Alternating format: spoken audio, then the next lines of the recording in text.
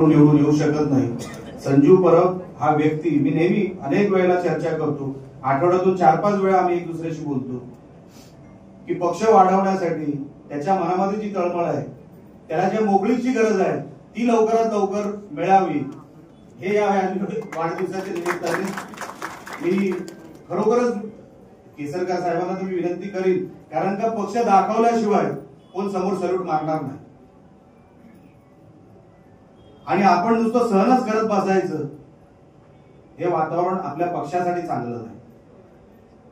आपण कोणाकडे काय मागायला जात नाही, कुठे काय जबरदस्ती करत नाही। सामंत साहेब जिथे नजर टाकतायत ना तिथे लोक येत आहेत, म्हणजे नजर नुसती फिरली ना साहेब येऊ, अरे मी विचारलंच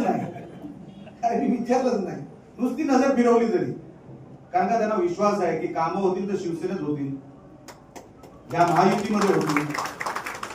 आणि म्हणून सावंतवाडीमध्ये तसं वातावरण तयार करण्यासाठी कुठलंही युद्ध सोपं नसतं। आपण राजकारणात आहोत, 5 वर्ष लोकांनी आपल्याला निवडून दिले, हे युद्धच आहे 5 वर्षाचं।